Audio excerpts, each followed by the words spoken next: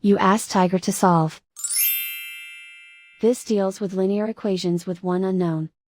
The final result is x equals 14/3. Let's solve it step by step. Group all constants on the right side of the equation. Subtract 3 from both sides. Simplify the arithmetic.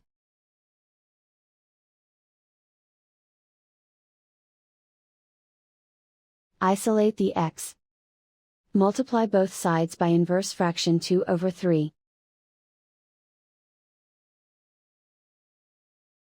Group like terms. Multiply the coefficients.